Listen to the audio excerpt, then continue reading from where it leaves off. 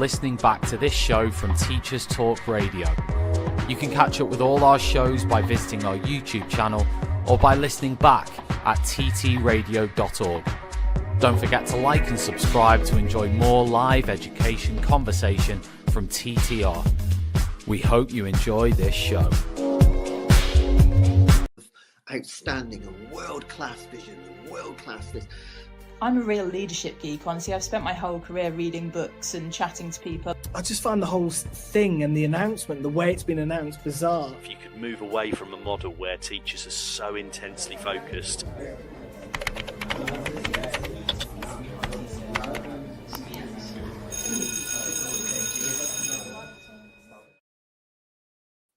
Good morning. Thank you for joining us on Teachers Talk Radio. You are listening to The Morning Break with Liz and Kate. Rachel's still not with us, so we miss her very much. But hopefully in the new year, when we come back after the TTR break, we will be joined by her again. Is the term over yet? Like nearly, almost, and we've got Wednesdays off. So I know. It's just, this term is so long.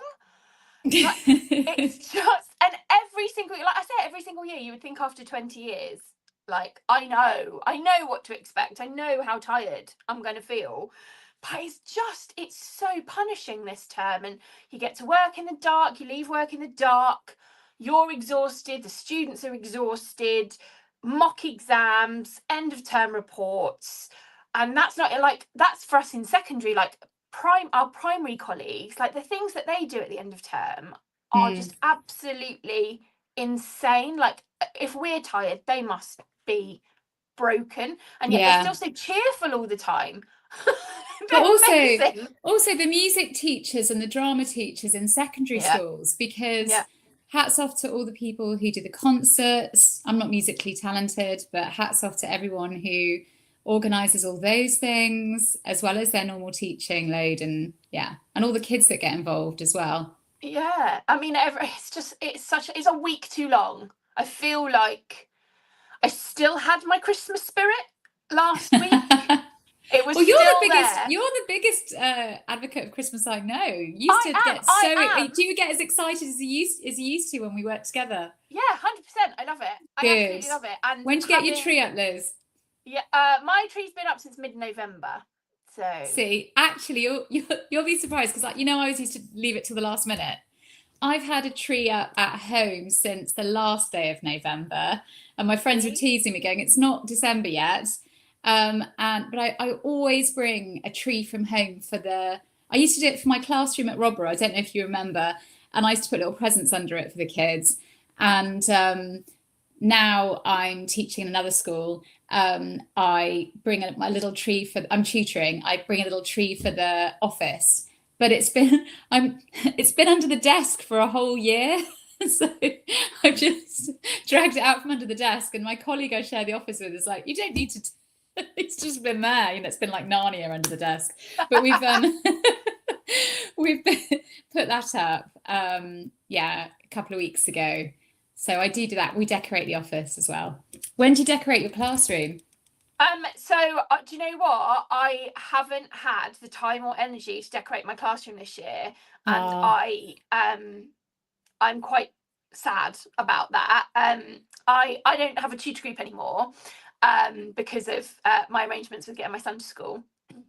And so somebody else is in my classroom and it's their tutor room. So they said, "Can I put a Christmas tree up?" And I was like, "Yeah, you can." Yeah. You can. So they put, and because that's good. So that counts. Houses... That counts as decorated to me. Oh yeah, totally. But I've been taking my chalk markers into school every day because I've got a massive glass window by my door, and one of my colleagues decorated hers beautifully. And I was like, "Oh, I'm gonna do that." What's the chalk markers thing? So but you can just write on glass and then it will rub off really, really easily. Okay. So I was going to do something on my window, but inevitably I did not have time to do it, so I didn't. I mean, I might do it anyway, just to like not a Christmas thing after, because I'm gonna have loads of time then as well. An idea for your school The school I'm at has got this nice idea. There's an email that came through and it said, remember the student Christmas elves are available if anybody needs a little bit of help with last minute Christmas decorations or anything like that. And I thought that's cute. You know, that's a nice idea. And that, do you know what? Actually, that is a lovely idea because they are keen and enthusiastic. They are, you know, they're full of the Christmas spirit. They decorated our office tree, so we put the tree. We started to decorate it, and then the kids came in and we said, "Do you want to do it?" And they were like, "Absolutely!" So they did it before they sat down. So that was pretty nice. I think definitely having a tutor group, because it was something that we would do in tutor time. So that was, I think that was the thing that really pushed me to decorate for Christmas. I used to have this horrendously, it's still in my cupboard, horrendously garish Christmas tree, pink, that you might remember. Actually. Oh, I mean, it was like £3 in Tesco 20 years ago. But I don't know what 20 years ago me was thinking. But I used to get it out every year, and what I used to do for my tutor group is they when I had one is that when they were in year 7, I would buy them all baubles and I would get them to write their name on it, and then we'd get them out every Christmas, and then when they left in year 11 I would give it to them as a gift. That is a lovely idea. If anyone's listening and wants that idea, that's a great one. I think. And it was just, I mean, some of them will have kept it because they're sentimental. I'm sure lots of them threw it away, but it was and I liked the idea that we got it out every year. And then they can put it on their tree at home. Yeah. And so on. That's a lovely thing. So I thought it was a really nice thing. But yeah, I think not having a tutor group, that pastoral element has kind of that was a nice thing at the school we taught at together, wasn't it? That we had that continuity.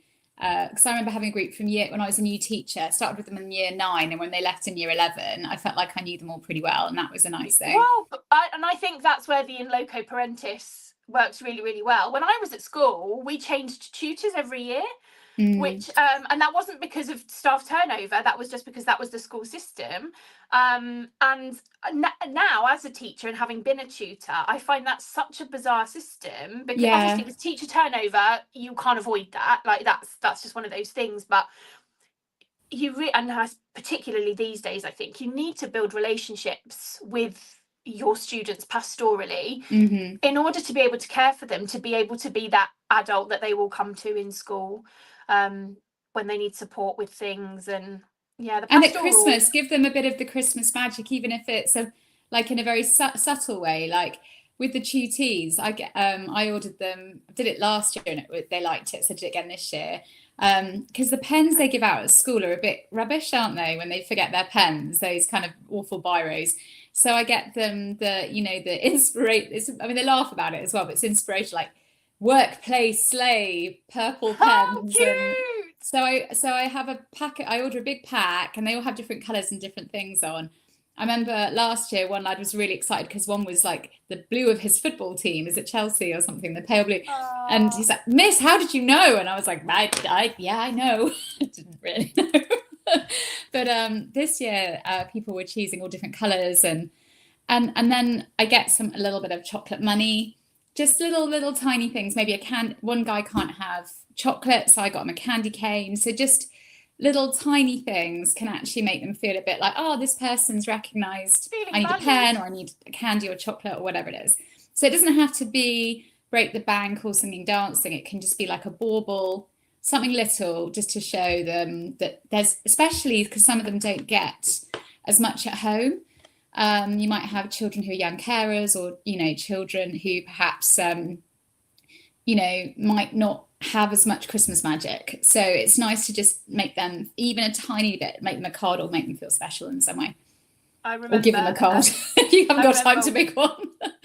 Where we used to teach together, I remember when we used to teach a Christmas carol, and this was actually a really eye-opening experience for me, and it also made me reevaluate doing this activity.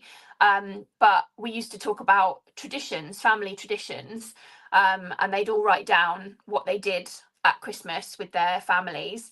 And there was a boy in my class from a very deprived background, and he said, "Oh, my mum never buys any presents, she can't afford it." And absolutely broke me, Mm-hmm. because I was just like, oh my gosh, that's so hard to hear. Mm-hmm. Like, and to not be able to actually make any significant changes to help that. You can do small things, and that kind of little bit Even of a card recognition. with their name on. I remember, I'm sure we Absolutely. all remember how it felt to go to your desk at school and somebody, either a child or a teacher's, put a little card with your name on your desk.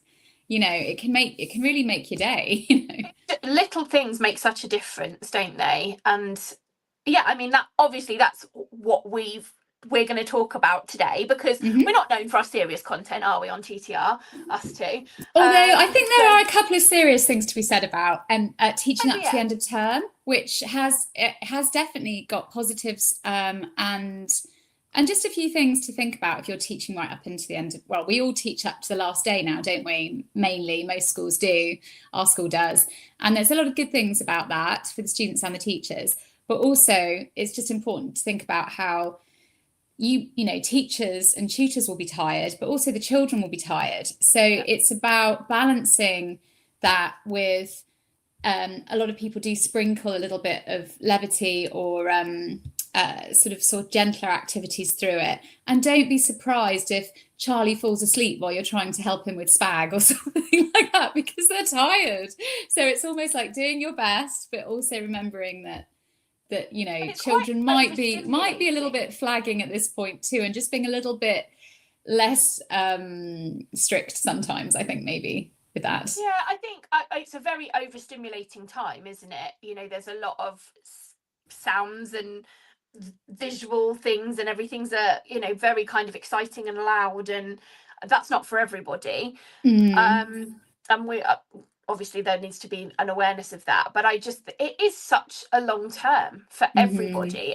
Yeah. In secondary level, our year 11s, although this is another topic that we're going to talk about, lots of them will have sat mock exams either in recent weeks or earlier in the term, or will be about to sit mock exams in January, so there'll be a lot of talk around that, which increases stress levels and pressure, and doesn't feel particularly festive when you're kind of talking about exam pressure.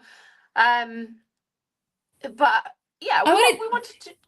Well, I wanted to ask you about the exams actually, because you know, I remember when we worked together years ago and there was a lot of marking. I remember a head of department at the time actually saying to me after I left, "Oh, I think I gave you guys too many assessments and too much marking at one point."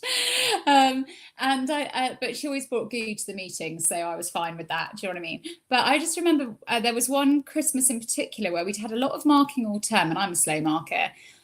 And I remember she said it was before Netflix and COVID, and it was before the days when all the kids were sick of videos being, you know, sick of being plonked in front of a video just for 45 minutes, and he'd gone to the next video, you know.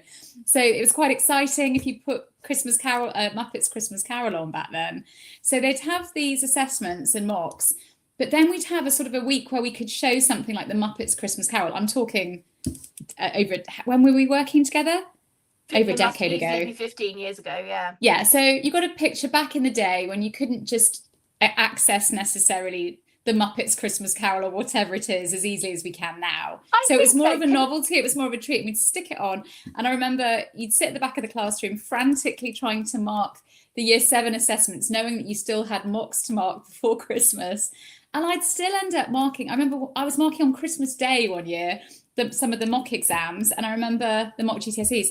I remember it was literature mocks, I think I was marking. And I remember I was staying with my parents. I remember my mum calling upstairs going, "Stop marking mocks and come down, it's Christmas Day."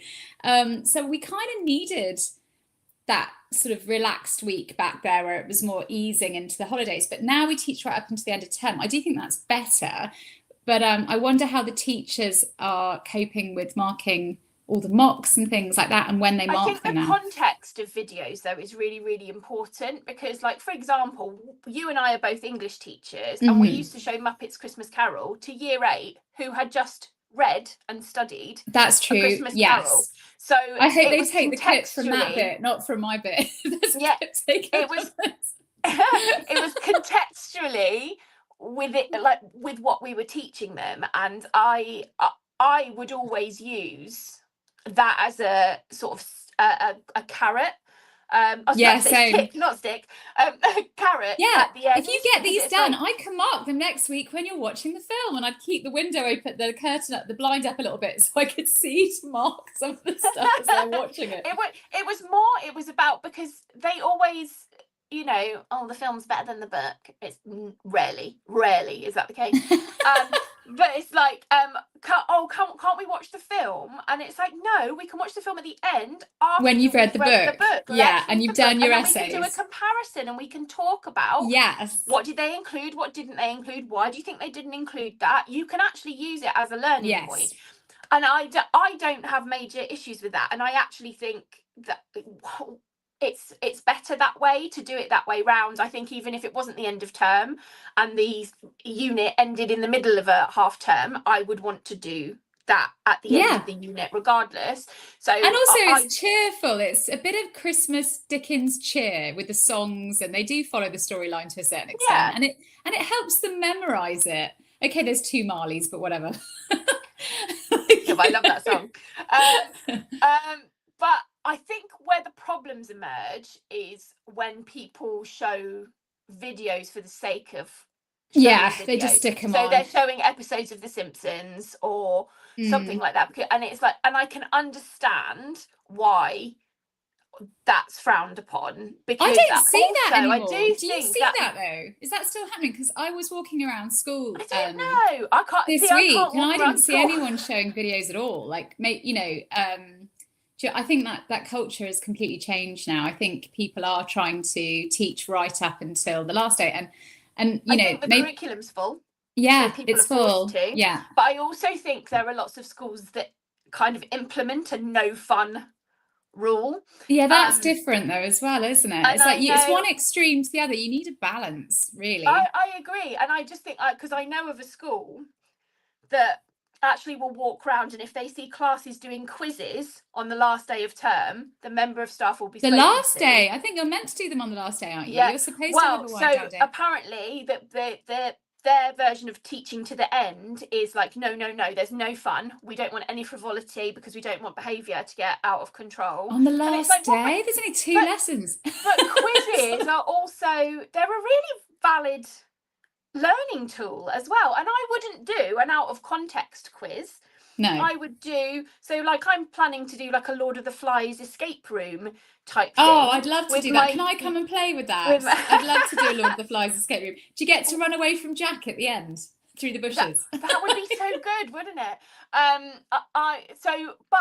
They've been studying Lord of the Flies this term, so it's consolidating their learning. And if so, I don't have an issue with that, and I don't see why there should be an issue with that. Again, if they're just doing a random quiz on something and it's getting a bit out of hand. I mean, I also used to play Alphabet Auction. I don't know if anyone's played that. I used to do that, and that used to get noisy, to be fair. What was that one?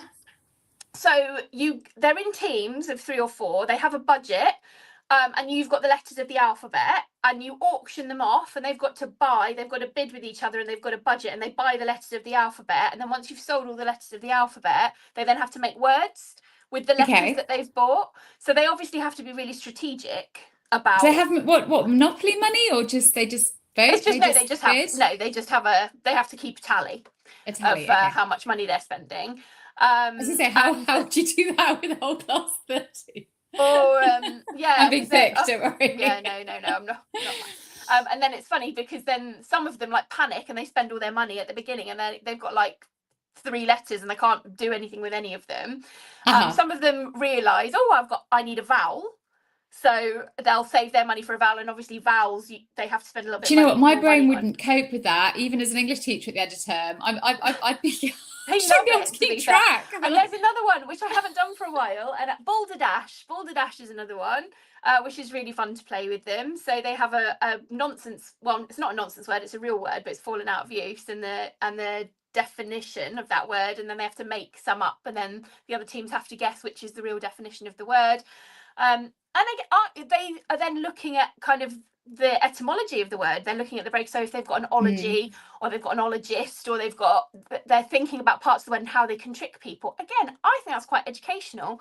Yeah, I see what you mean there. There's the people who sort of see if kids are having fun, and if it's a little bit silly and there's laughter and a little bit of noise, that's not serious teaching. And obviously they're completely deluded, because if kids are engaged and amused, we're not there to tutors and teachers are not there to, and TAs are not there to entertain children up until the end of term. They're there to educate, but education can be fun, and it should remain fun at times, particularly at Christmas time. So it's about understanding that just because people are having fun and it's a bit messy or it's even a bit raucous, it doesn't mean that they're not having any educational value. Do you see what I mean? So the teacher knows their students, and they know how far they can go. I'll be honest, when I walked around school, it was really calm, really focused, and we have to teach our tutees right up until the end because of sort of the college students and their attendance issues and things like that. So it's really important that we get every time they're in, we make the most of that hour. So that's a slightly different thing. But and the calm classrooms do help the children before Christmas, especially if they've got a bit of a chaotic home life. Having that routine, very important. So there's lots to be said for calm, organised teaching till the end of term, and giving that kids the value of that value added when they have to get out of bed on a dark morning, get a bus in, and when they leave, particularly the older ones, thinking, oh, I now understand how to do that GCSE question, or I now understand how to address that mock question I got wrong, or whatever. Do you think that people what do you think about mock exams before Christmas versus after Christmas? It's a debate, and I've done it on both sides of the holidays, and there are pros and cons of both. We in my school, we did ours in November, which on the one hand is a little bit too early in the school year. They come back after half term, and they do it in the first 3 weeks back after half term. But what that does do when it's in November is it means that teachers are marking before the end of term. The students have had half term to revise. They're still in the part of the term where they're quite focused. So I think November's quite a good time to do it. I think a lot of schools do that. Our school does that as well. And then it means that they can get their results back before Christmas and have time to sort of let that sink in and maybe do a bit of revision over Christmas if they think, oh, I want to get better next year. That's the interesting thing, isn't it? Like, when they're further on in December, the school that we used to work at, we used to do them kind of the first 2 weeks in December, I think. And it was closer to Christmas. We ended up marking over Christmas because there was no way to avoid it. And actually, as a holiday, like the other holidays are a bit I didn't like that. I found it was too much. Christmas is too hard to work through because you've got so many family things going on.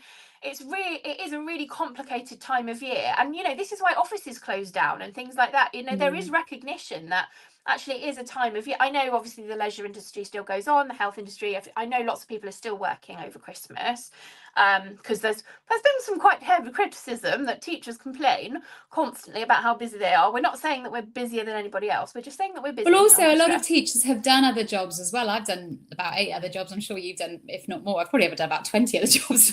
So I know what it's like to waitress over Christmas. I know how exhausting that is, how much your feet hurt.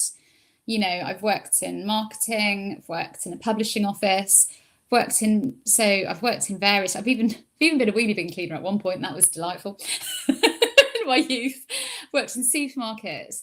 But I think with teaching, it's just so, it's the energy of having all, and even tutoring, the energy of children constantly. Well, anyone who's had to babysit for an entire day, even if you're a waitress, you get time to sort of switch off mentally a bit more, I think.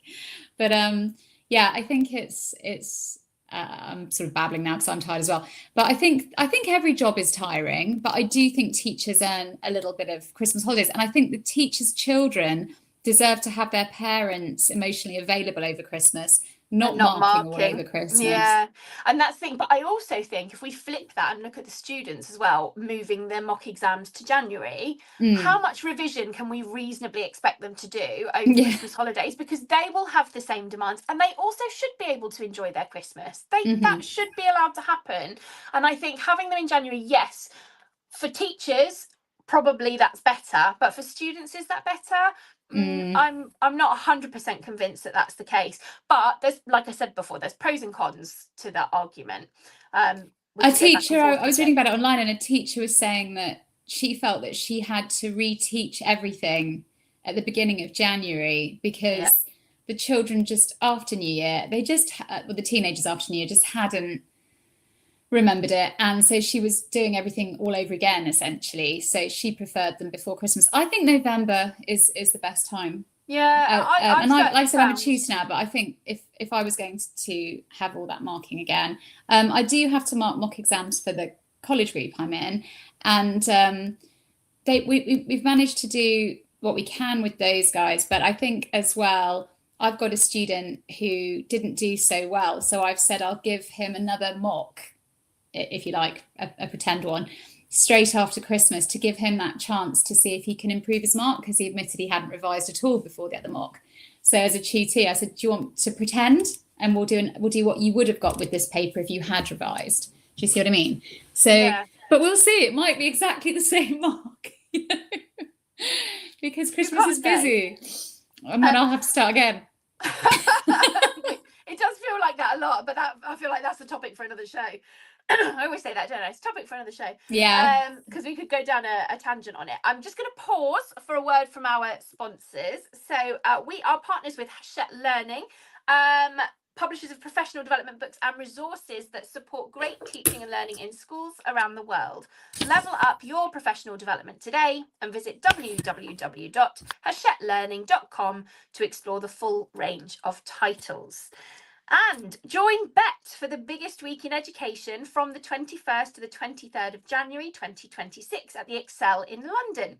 With immersive workshops, thought-provoking speakers, hundreds of hours of CPD accredited content, cutting-edge technology and unrivaled networking, there's no opportunity quite like it for educators. Get your free ticket today by visiting uk.betshow.com, bet with 2 T's.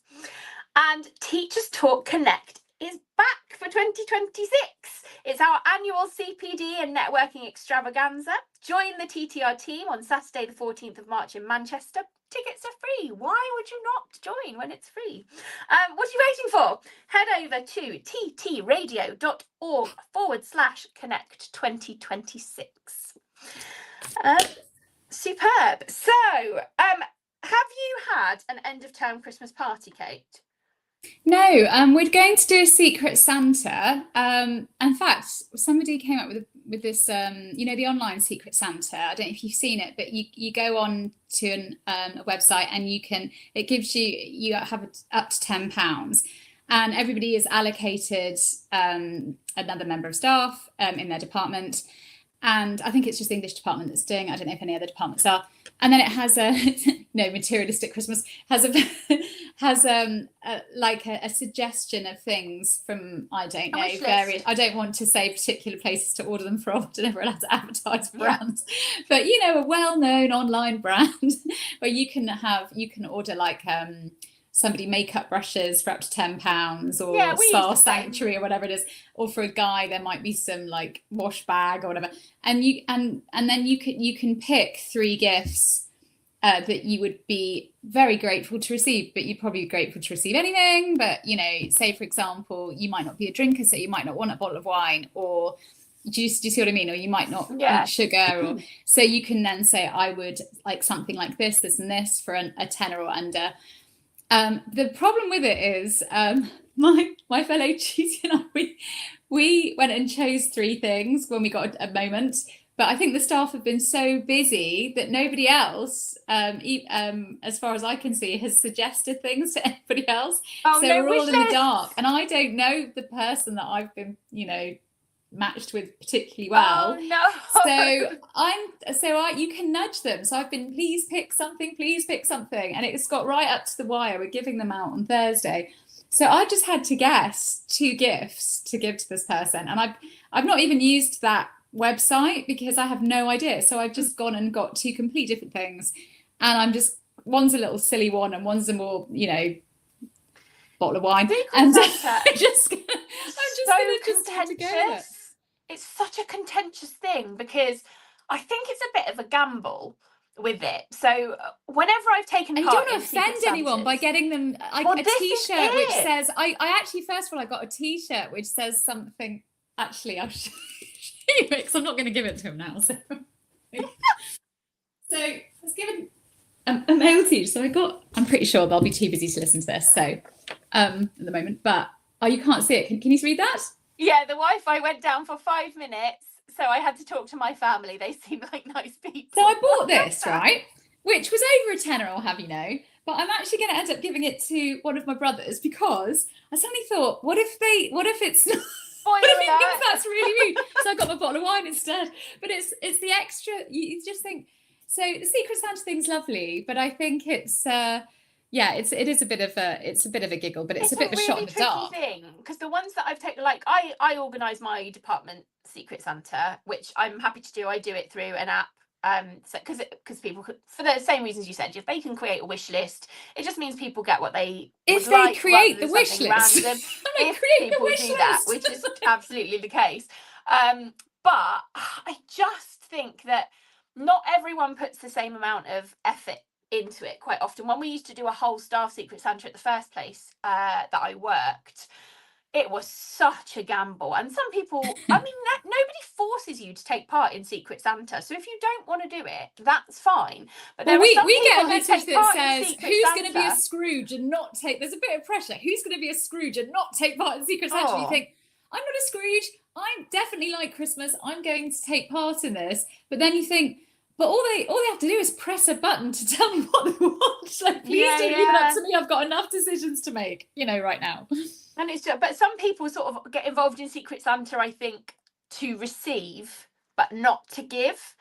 Yes. And that is where it becomes problematic. And then there will always be someone who doesn't get something when they should, and that's not fair. Or was it you who told me a story about a book that you got? My my friend and I, we laugh about this a lot. So I worked in a school where we did a Secret Santa one year, and I was allocated a male teacher again, so I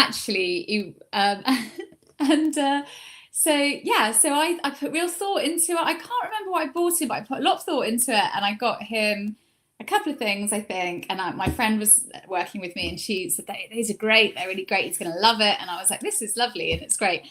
And I spent a tenner. It wasn't like Ricky Gervais, buying him a laptop or something, but I definitely did it to give, Anyway, she was laughing her head off. I had to keep a straight face because when I opened my gift, he'd given me a second-hand book, and when I opened it, there was a brown stain in it. It was a good book. It was a good second-hand book, which I enjoyed. But I mean, it was probably just a Marmite stain or a coffee stain, but you're just like, oh, thank you. I work surrounded by secondhand books, and I'm just like, did you just get it off the shelf? But it was a thoughtful book. I did love the book. I did read it. But that's what I mean. I just think it's I think you've just got to go into it with a sense of humor. And if you get something dodgy, just laugh about it, because or nothing. Because like you said, it's forgiving, really, isn't it? So but sometimes she'd bring up, she'd be like, oh, do you remember when you got that brown stain book in the Secret Santa? I don't think he did it in a malicious way, because it was a good book. I think he was like, oh, this is a great book, I'll put this in the Secret Santa. But I was like, you could have got one without a brown stain in it, or somewhere. Like, maybe. End of term gifts, I think, are just generally quite controversial as a topic. I see so many conversations online about teacher end of term gifts. I saw one on, I do know why this is in my algorithm, because I am a mother, but I'm not subscribed to anything from Mumsnet, but I get lots of posts. I sometimes read Mumsnet and Reddit comments. But there was a post on there about how what it said was, how do I what should I get my daughter's teacher to make sure she's the favourite? That was what, like, the post, and I was like, oh my god, okay, that's not how that works. Get her a book with a brown stain in it, she'll love it. That's absolutely outrageous. But I do think there is, at certain schools and there is competition between parents to like buy the best thing. And I've heard some absolutely outrageous stories about teachers getting like diamond jewelry. And Is this when I say primary school? outrageous, So I don't see loads of secondary school teachers getting covered in presents. No. Like it's definitely primary school. Tutors' mums get you good present. If you're tutoring, private tutoring, you usually get like I've had some lovely presents over the years, but actually secondary, I didn't get buried in presents. Yeah, I even think Christmas cards aren't a thing anymore. Like in the old days, you used to get loads of Christmas cards, you don't really get Christmas cards. No, well, because it's expensive, really, isn't it? And Yeah. it's time. Having written 30 plus Christmas cards with my 6-year-old for his class, I can tell you it's blooming hard work. So I've just bought these, and I've only got 20 of them for children in need. £3. So I'm not going to be posting them. Sorry, Liz. You'll be getting a lovely like Christmassy meme from me. That's good. That's my love language. It's fine. These are going to go to people I can literally hand them to. There you go. And for Fine. children in need. It's the intention's there for me every year to send Christmas cards. I never get around to it. But I think end of term teaching. I think like that post I found quite irritating. I was drawn to comment on it which normally I don't. Normally I just pass by, but I couldn't let this one go. Oh no! Don't engage with the crazies. Don't engage with the crazies. No, there was no pile-on. There was no pile-on because I just wanted to sort of say, teacher gifts should be given willingly and because you want to give the teacher a gift, not because you want your child to become the favourite. Like that's absolutely outrageous as a concept. And speaking for myself personally, and I would imagine quite a significant proportion of the profession, buying me an expensive gift isn't going to make me treat your child like they're more important than any other child. Of course not. Because I can't believe someone wrote okay. that. But then people write things online that shock me all the time. People who write critical or negative things. We know everybody in every profession is tired. If we were doing a marketing talk radio, we'd be talking about when we get tired doing the marketing job, or when we get fed up of doing advertising space or whatever. But this is Teachers Talk Radio, and we're just talking about the times of year when teachers and students might be flagging a bit, and we might just need that little bit of TLC and understanding to get us through to the end. And also I think a lot of teachers are into the magic of Christmas, and that's why they are teachers. So you often see the teachers around the school. I saw one lady this week with the big Christmas earrings, and she believes in teaching up to the end of term. She thinks it's very good for the children, it's calming for them. And there's something to be said, isn't there, Liz, for anticipation, building that sense of calm anticipation before the magic of the holidays, even if that magic's just having a little bit more time to sleep in, or time to go for a nice walk with a friend or a parent or a carer, whatever it is, but just building that little sense of we're getting to the end now, and we've got something to look forward to. Are we doing something fun today for 2 weeks before the end of term? Are we doing something fun today? No. Well, actually, yes, I think it's fun. And I'm offended that you come to my lessons asking that question. Well, I did because I've been doing phonics with some year 7s. I did something this week which was quite cute, which I've done before, which is there's a really cute little poem about making a snowball and it melting on the bed and wetting the bed kind of thing. It's just a silly one, but it helps children with phonics and things like that. So I got one of the year 7s to sort of write his own version. He wanted to do one for his mum. So his own little version of the verse of the poem. I supported him because there's not much time, as you can imagine.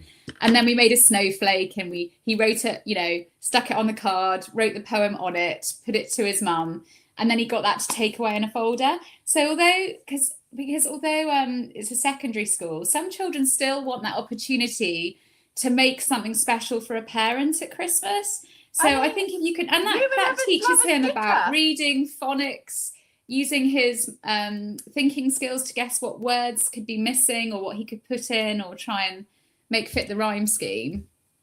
So it was just a little bit rushed, but I thought you can do little bits and pieces like that, or describe a Christmas scene. There's ways of making your lessons just have that that flavour of Christmas, isn't there? Yeah, definitely. I've got a colleague who has been wearing a Christmas jumper every day since December the 1st. She's got such a variety. It's very impressive, her I commitment haven't got to it. any.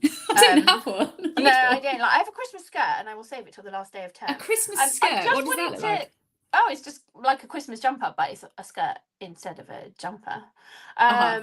I just want to come back to the teacher gifts thing, because I want to put this out there and say this, because this is the comment that I wrote on the post that I saw. Oh, sorry, I can digressed. honestly say from my heart that the thing that I value the most as a teacher are letters, cards that have nice things written in them. I do not need anything expensive, or I don't need a bottle of wine. I don't need a big bunch of flowers. Those things aren't going to last. But the cards and the notes that your children write me are the things that I would keep. say the letters, a piece of paper with a letter on it from a child. Oh my gosh, which costs nothing but time and thought. That is the most valuable thing that you could Doesn't give have me to be a as long teacher. letter, just a paragraph saying, "Hi, No. miss, thanks for teaching me." What's always hilarious about those, or if you get a note like that in a card, I don't know about the ones you've had, and they're gorgeous and I'll keep them forever. But what's hilarious is, "Thank you for teaching me punctuation and spelling," spelled wrong. You're just like, well, I did well with that. But yours it means the world. It does. It absolutely does. I've kept every single one I've ever been given. They're in a box, and when I've had a bad day or I forget why I'm doing this job, which seems to happen all the more frequently these days, I go back and I look at why I do this job and look at the messages of the young people whose lives I've had an impact on, even if it's just for that period of time. I'd like to think that they might remember me fondly or whatever in years to come. Yeah, because you can't keep a wine bottle. Well, I can't. Not for more than about a week. So basically, I think parents, save your money. Yes. Or if you're a teacher with a child and you want to give another child or even for a secret Santa, what a lovely idea, asking someone in their class to write them a thank you letter and giving that with a bottle for Christmas. Thank you. Just encouraging a child to take that time. I had a student that I think I mentioned on a show before, who his behaviour was it was very difficult for the school to manage. But he wanted me to help him write a letter to a TA that had been off with an operation that he was worried about. And so just giving him that lesson time as a flexible tutor, I could just sit with him and help him write that letter. And he wanted to do it on card of the football team that this chap supported. And that meant a lot. And it taught him how to write a letter. And so if parents can encourage children to sit and just do a note, even a short note to a teacher, pop it in an envelope, that will mean the world to the teacher. And this is not. It won't create favourites. It will just create appreciation. Absolutely. Sorry. And it's just I think people are so worried about it not looking like enough, but it's more than enough. Yeah. Those are the things that mean Real the gold most to us. We do the job because we do love your children. Like, actually, in all the things about teaching, I think this is what gets lost. Because yes, I mean, again, comment sections, it's always like, oh, teachers are always complaining. We complain because we're tired and we're not well supported and we're not well funded and we're expected to solve a lot of society's problems. But actually, all the stuff outside of it, all the white noise outside of teaching, that's the thing that irritates us. Actually, the thing that we love about teaching is teaching your children. Getting to know the children. Yeah, that's getting to know the teenagers. Yeah, that's our, my favourite. It's not cheesy, it's absolutely true. That's the most lively bit. But sometimes, because there's so much else to do, I think I do more work outside of the classroom than I end up doing in it. And sometimes I feel like teaching gets in the way, because I'm like, oh gosh, I've got to teach now and I've got this to do and I've got this to do and I've got this to do. And I'm like, hold on a minute, I'm a teacher. Like, I shouldn't be thinking like that. If that's what we've done to education, that I feel like teaching's getting in the way of doing all the other things that I'm being asked to do, wow, have we got something wrong. And Yeah, but back to the saying, that this is true, it's not cheesy for the majority of teachers. And that I witnessed this because I was escorting a year 11 boy who he can't be in a mainstream classroom at the minute because of various behavior things or because of attention and things. I was escorting him across school, and I needed to get some card to help with the speaking listening task, and popped into repro. And I trust him because one-to-one he's absolutely fine. Like, he wouldn't, I mean, he might get in trouble outside of school and stuff sometimes, but anyway, so we went into the reprographics room to get some card, and there was a teacher that's been at the school for quite a while in there who's got a good sense you can just tell he's got a good sense of humor. He reminds me of sort of is it the head teacher on the In-Betweeners or something, but with kindness. He's not the sort of teacher that would genuinely not want them to contact him again, obviously. And he hadn't seen this student in a while, probably in a couple of years, I think, because he's been doing something else. And he saw him getting the card in there, and he said the student's name, which I won't repeat, but he went, and mentioned the student's full name, and he went, "So, what a lovely surprise to see you in here." And I said, "Yes, we're just getting card for the speaking listening." And he went, "Well, that's fantastic, brilliant to see." And you could see the warmth and the affection that he had for this student. And the student was like, "Yes, yeah, and I've been doing this and I've been doing that." And then they walked out, and I just thought, I love that. Like, of all the students this teacher must have taught, and his face lit up when he saw probably the student that was probably disrupting his class at the time, but he still was pleased to see him, and there was that nice moment. Do you know what I mean? And then that he was pleased to see him in school. But it's that impact that I think you have as a teacher, that when students write you something nice, sometimes you don't realise. I had, at the end of last year, I might get emotional with this, but I got a card from one of my year 11 boys, and which is quite unusual. Don't tend to get nice cards from very boys. Unusual for all of us. And it said how he wanted to thank me, because he said, "I'm grateful for every moment I had in your classroom, because I always felt like you saw the potential in me and you made me believe in myself." And it's like, okay, great. And that means more than anything. Don't you get making me go? So that's in the box. That is something that when I have my moments where I forget why I'm doing this job, it's that. So yes, parents, if you want to do something nice for your child's teacher, just write something nice for them. Get your children to do it as the students, or you do it as a parent, because you recognise something and it means the world. It really, really does. And also, that we're gives all us under a the lot Christmas spirit. Everyone's under a bit of financial pressure in the country at the moment, as usual. So we've all got lots of people to buy for, nephews, friends, nieces, children, obviously. So everybody's under that sort of pressure to have this magical Christmas. And I think if you can take the pressure off in any way by saying, genuinely encouraging them to write on a little bit of note paper, not forcing them, but just say, if you can think of a teacher that's helped you at all this year, or a TA, or I'm sure there's been loads of TAs that have helped as much, if not more, than a lot of teachers, or anybody. It might have been an IT person that's helped you get your work back, or just somebody, just write them a couple of lines. No forcing, but if they can do that, or if a cleaner's been kind to them at any point, anything in the school, it would be a lunchtime supervisors help them out, or just somebody's made them feel noticed, that would be worth it. And also for teachers, I think what we can do is perhaps a teacher sort of sent a message around the day saying she's got a couple of lessons to fill with some year 8s. Has anyone got any bits and pieces? And I sent some bits and pieces back, but actually I also popped in that little silly snowball poem and said, and maybe just encourage them, if they want, to do a handmade card for someone in their family where they've actually written a poem in it, or written a silly rhyme, just to practice rhyme, or just giving them a little bit of time to do something like that.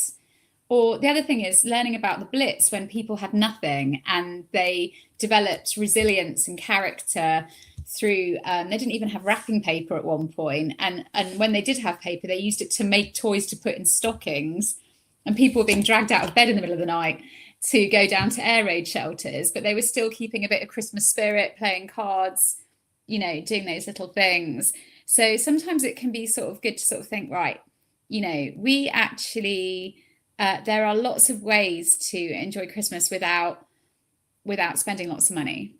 That's the thing. I think we've become quite materialistic as a society, haven't we? And we're measuring our worth by how unbelievable the gifts are that we're given, how expensive the gifts are that we're given. But actually our worth is in the small gestures. And, when someone has taken the time to write a kind word because you showed them kindness, it's really cheesy, isn't it? But that's the real meaning of Christmas, isn't it? It totally is. It is. It's being with family. It's, those kind gestures for each other. It's, it's a Christian holiday, and the Christian spirit of giving is about giving your time and your charity and looking out for your fellow humans. And I think as teachers, that is what we do day in, day out. We look out for other people's children. We look out for our colleagues and each other.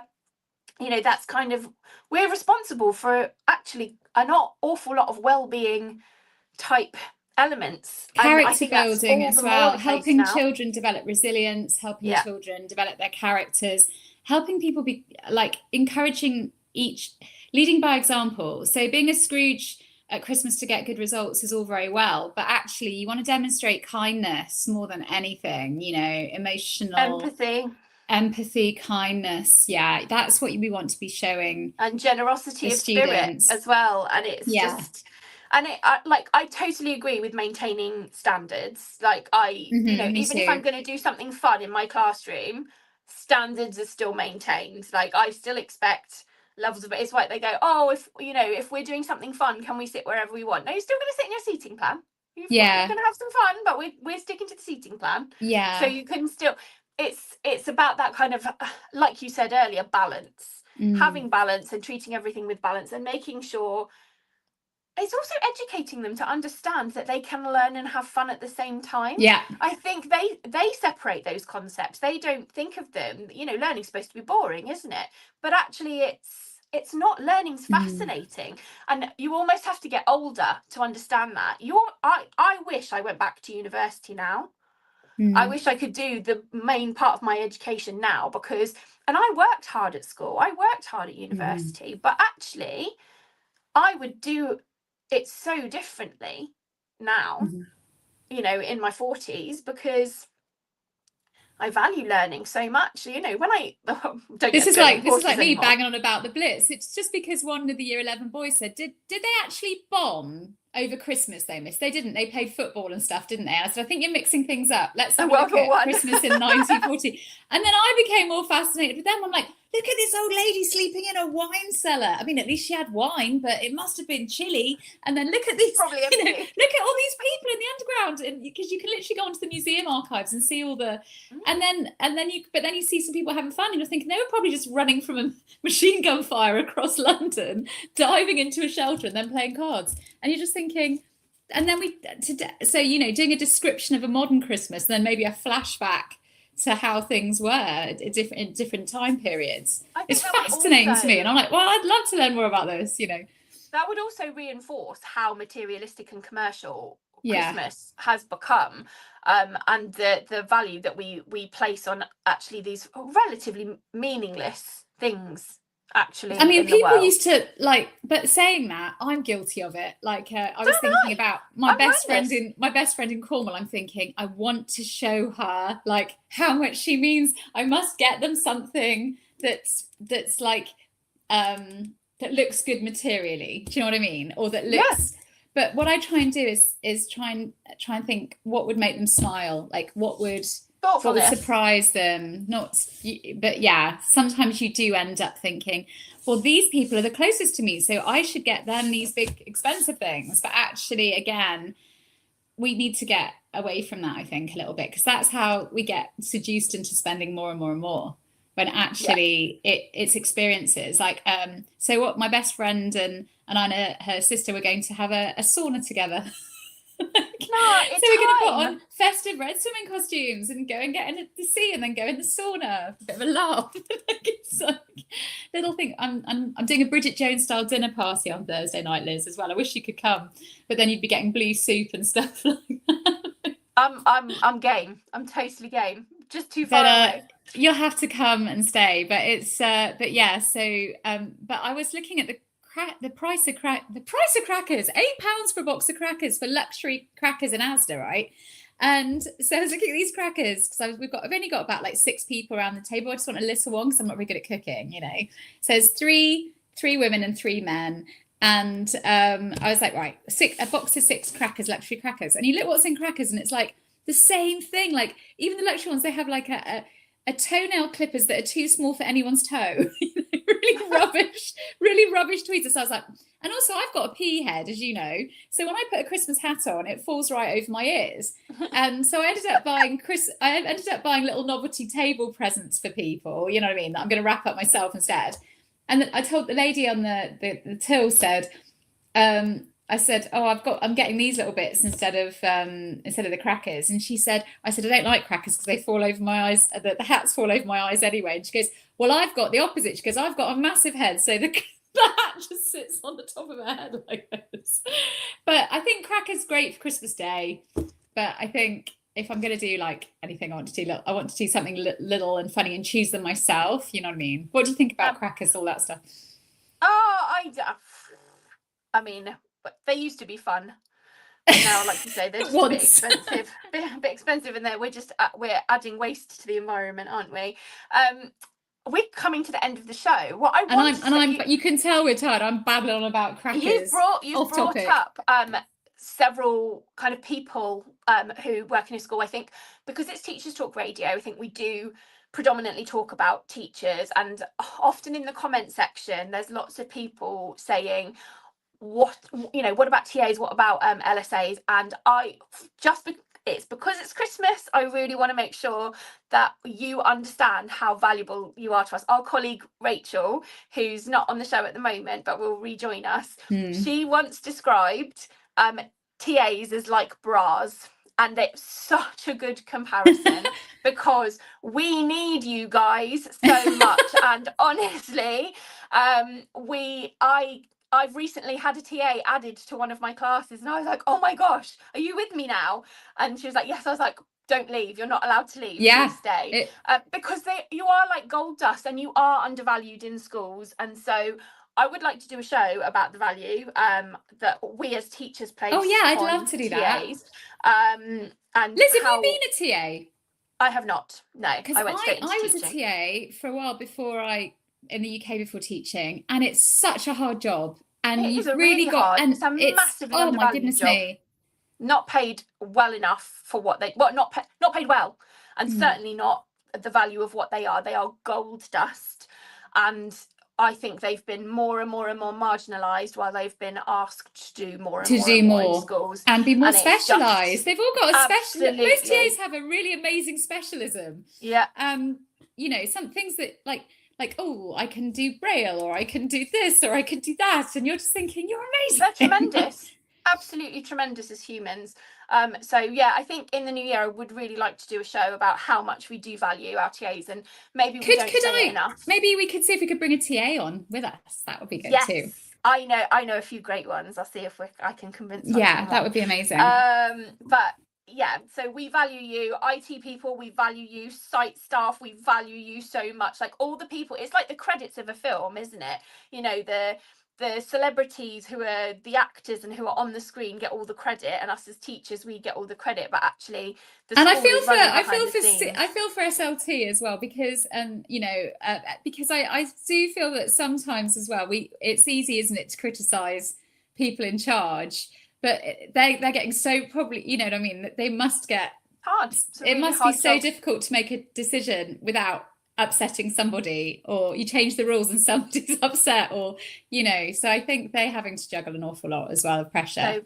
So in the words of Love Actually, and because it's Christmas, you tell the truth, We want to tell everyone within the school how much we value you. Yeah, We all of value you. Everybody works super hard.